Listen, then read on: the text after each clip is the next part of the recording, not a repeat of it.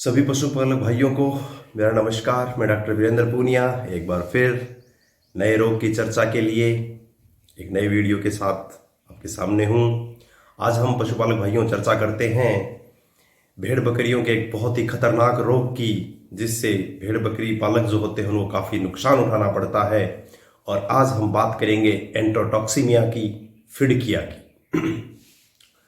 पशुपालक भाइयों, अगर हम इसके लक्षणों की बात करें तो इसके अंदर जो लक्षण, मेन जो लक्षण है, शुरुआती जो लक्षण है वो होता है दस्त। इसके अंदर जो दस्त लगता है वो अचानक से बकरी के अंदर स्टार्ट होता है।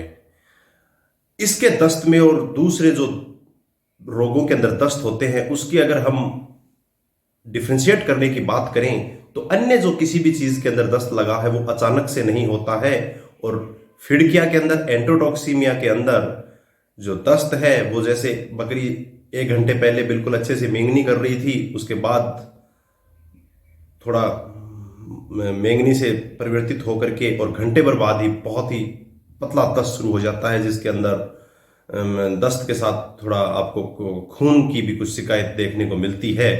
तो ये इसका सबसे प्रमुख और पहला लक्षण है, जिससे कि हमें पता चलता है कि अगर अचानक से दस्त हुआ है तो भेड़ बकरियों के अंदर एंटरोटॉक्सीमिया होने की संभावनाएं बढ़ गई हैं। पशुपालक भाइयों, जब ये दस्त लगने के बाद कुछ समय गुजर जाता है, 2-3 घंटे, उसके बाद बकरी जो है वो नीचे गिर जाती है और नीचे गिरने के बाद उसकी गर्दन ऊपर अकड़ जाएगी और वो उसको ताने आने लग जाएंगी। दस्त लगने के बाद अगर बकरी गिर गई है, उसको ताने आने लग गई हैं, उसका गर्दन अकड़ के ऊपर हो गई है, तो पशुपालक भाइयों उस बकरी को बचा पाना बहुत मुश्किल होता है। हम उसको नहीं बचा पाएंगे। ये इस रोग का मतलब होता है कि ये रोग काफी आगे तक बढ़ चुका है, अब इसको बचा पाना बहुत मुश्किल है। अब जब ये रोग इतना खतरनाक है कि 2-3-4 घंटे के अंतराल पे बकरी को खत्म कर देता है, तो पशुपालक भाइयों मैं आपसे ये बात कहना चाहूंगा कि अगर आपको लगता है कि ये दस्त होना शुरू हो गया है तो पशु चिकित्सक को बुलाने से मतलब आए तब तक आप अपने घर पे क्या कर सकते हैं, जिससे कि कुछ बकरी को रिलीफ मिले, कुछ आराम मिले और पशुपालक के आने तक ये आराम से थोड़ा समय निकाल सके। पशुपालक भाइयों, उसके लिए आपको जिस बकरी के अंदर दस्त लगा है, अचानक से शूटिंग टहरिया जिसको बोलते हैं वो हुआ है, तो आप अपनी बकरी को 20 से 25 ग्राम मीठा सोडा पिलाइए। मीठा सोडा पिलाने के बाद आप बकरी को एक छोटा सा, मैं आपको बताता हूं कि आप एक प्याज लीजिए छोटा और 3-4 लहसुन की कलियां लीजिए। उसको भी अगर आप पेस्ट बना करके बकरी को खिलाते हो, पानी के साथ मिला करके पिलाते भी हो, तो भी उससे उसको थोड़ा आराम मिलेगा। पशुपालक भाइयों, इस रोग का जो उपचार है, बकरी के अंदर ये अगर गिर गई और लक्षण आ गए हैं तो उपचार इतना कारगर नहीं होता है। इसलिए ये रोग होने से पहले हम सभी पशुपालक भाइयों को ये सलाह देते हैं कि अपने रेवड़ का, अपनी बकरियों का टीकाकरण अवश्य करवाएं।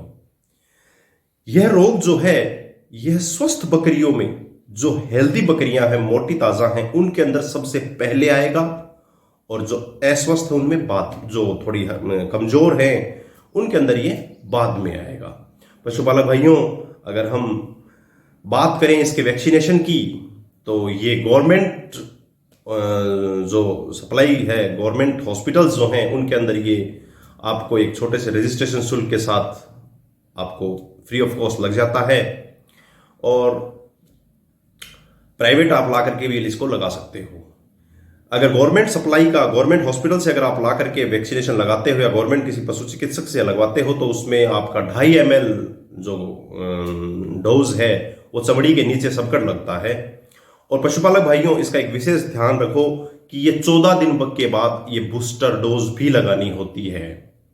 और अब जब इस समय, जैसे आज हम मार्च की बात कर रहे हैं, अब फसल कटनी शुरू हो गई है, फसलों के अंदर जो हरा चारा है, उस हरे चारे को ये बकरियां, ये भेड़ें ये खाने जाती हैं खेतों के अंदर, तब ये रोग सबसे ज्यादा फैलता है। या फिर मानसून के टाइम में जो हरी घास होती है उसको बकरियां खाने जाती हैं, उस समय ये रोग बहुत ज़्यादा फैलता है। तो मार्च अप्रैल के अंदर इसका टीकाकरण अवश्य करवाएं, यह मेरा सभी पशुपालक भाइयों से निवेदन है। और अपने पशुधन को इस रोग से ये सुरक्षित कीजिए, क्योंकि ये बहुत ही खतरनाक है। पूरा रेवड़ इसके अंदर खाली हो जाता है। और एक चीज और मैं बताता हूं कि 2 महीने से छोटे बच्चे का इसका टीकाकरण नहीं होता है। और जो वो गर्भवती जो बकरियां हैं, प्रेग्नेंट जो गोट्स हैं, तो उनका आप टीकाकरण कीजिए, जिससे कि वो बच्चे पैदा हों, उनके अंदर वो इम्यूनिटी पैदा हो जाए, जिससे वो इस रोग से लड़ सकें। और रही इसके उपचार की बात, तो इसके लिए एंटीबायोटिक्स वगैरह दी जाती हैं, लेकिन उसका कोई लाभ नहीं मिलता ज़्यादातर। तो इस रोग के लिए मैं सबसे बस यही कहना चाहूँगा मेरे सभी पशुपालक भाइयों से कि आप इसका वैक्सीनेशन ज़रूर करवाएं। और ये आपके किसी भी नज़दीकी राजकीय पशु चिकित्सालय में जा करके आप इसकी वैक्सीन ला सकते हैं या वहाँ लगवा सकते हैं। कोल्ड चेन का विशेष ध्यान रखना है। इसको फ्रिज के अंदर इसका टेम्परेचर होता है मेंशन, उस टेम्परेचर के ऊपर आप इसको रखना पड़ता है। अगर आपने वैसे रूम टेम्परेचर पे इसको रख दिया तो ये खराब हो जाएगा।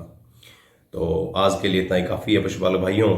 हम नेक्स्ट वीडियो में एक किसी अन्य बीमारी के साथ उसके बारे में चर्चा करेंगे। तब तक के लिए आज्ञा चाहूँगा। मेरे इस चैनल को आप लाइक और सब्सक्राइब अवश्य करें। धन्यवाद।